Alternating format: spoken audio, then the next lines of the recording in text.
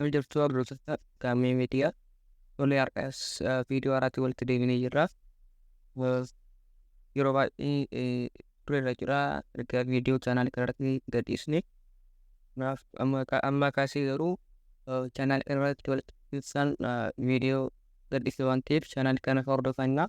Kanaaf viidiyoo keenya har'aatiinis immoo badhaasaa Itiyoo Telekoom qopheesse yookaan bilbila kaasee qarshii 50 kaasee hanga bilbila Samsung A13 faatti akkamitti argachuu dandeenya yookaan akkamittiin dorgomuu dandeenya, akkamitti immoo gaaffii isaan deebisuu dandeenya akka jedhu viidiyoo kana keessatti wal faana ilaallachuudha. Kanaaf hanga xumura viidiyoo kanaatti nu faana tura.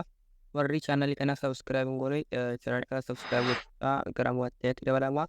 Kana malees warri viidiyoo kana ilaalatan akka viidiyoon kun namoota hedduu qaqqabuudhaaf laayik sheer godhaa.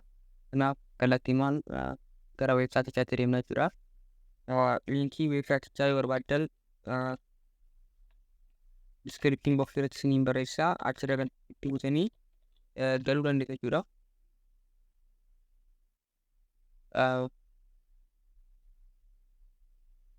Liinkii isaa yoo barbaaddan diskiriptiin boksii irratti isinii barreesseera. Achirra galtanii barreessitu achirra galtanii liinkii isaa yeroo barbaadan diskiriptiin boksii irratti isinii barreesseera. Achirra galtanii tuqxanii gara weebsaayitii kanaatti dhufuu dandeessu jechuudha.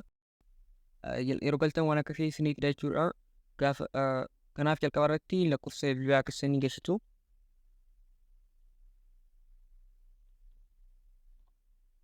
Bakka itti ani jirutti immoo lakkoofsa ani barreessu kana dogoggoruun qabdan jechuudha. Kudhan 42 kan jedhu kana galchitu jechuudha. Kanaaf lakkoofsa kana jalqaba qofa galchitu sana booddee irra deebisanii galchuun isiniin barbaachisu. Kanaaf lakkoofsa bilbilaa keessanii keessa ta'uusaaf cheek godhatanii booddee lakkoofsi kunis akkas ta'uusaa erga cheek godhatanii booddee loogiin kan jedhu tokko jechuudha.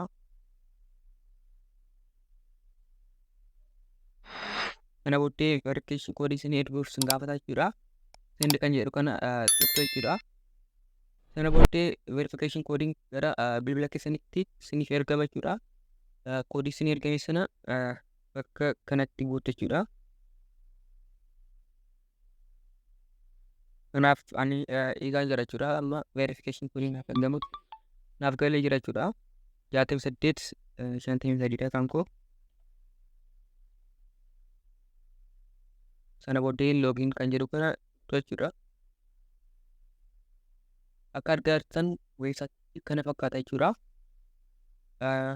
Geemiiwwan adda addaa qaba. Kana malees gaaffii deebiiwwan yeroo barbaadan qabaata jechuudha.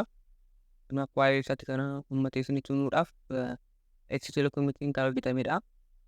Geemiiwwan adda addaa taphatanii bakkatti waan adda addaa mootanidha jechuudha. Badhaasonni jiran maal maalidha kan jiru ilaallaa jechuudha. HP laaptooppii jechuudha. Core i5 jira jechuudha.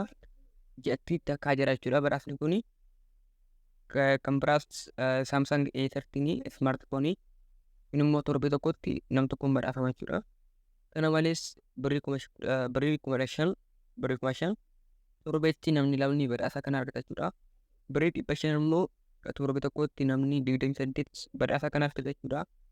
Kana malees qarshii 100 torbee tokkotti namni 525 badhaasa kana argata jechuudha.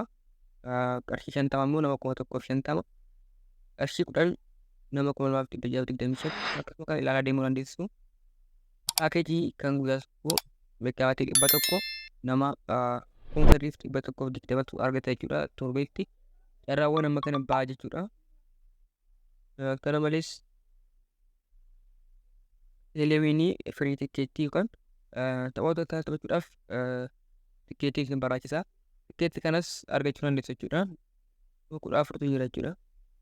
Koinis 14 torbee tokkotti kan bahudha jechuudha. Kana jechuun geemii kana yeroo taphattan badhaasonni isin argattan warreen kanadha jechuudha.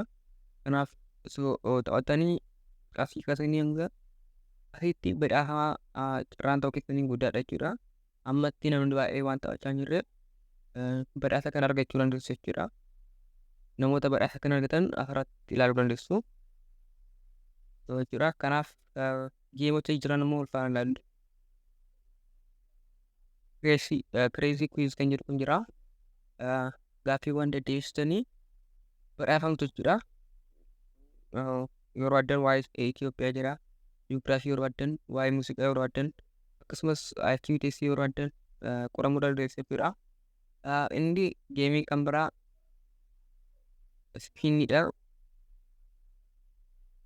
ispiinidha.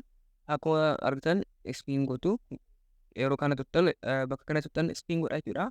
Irraa keessan isarra bu'ee badhaafamtu jechuudha. Yeroo baay'ee kan bu'u kan emoojii kanadha jechuudha. Emoojiin kun isinii bu'ennaan badhaasa waan arganna jechuudha. Kana malees laaptooppiin jira, bilbilli jira, qarshiin jira, koiniin jira.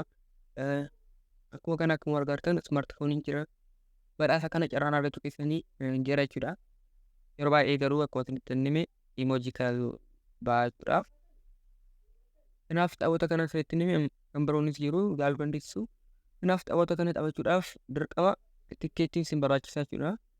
Tikkeettii kana immoo akkamitti argachuu dandeessu jettan kilaas kana yeroo itti butan guyyaa tokkotti qarshii lamaan tikkeettii lama argachuu dandeessu jechuudha.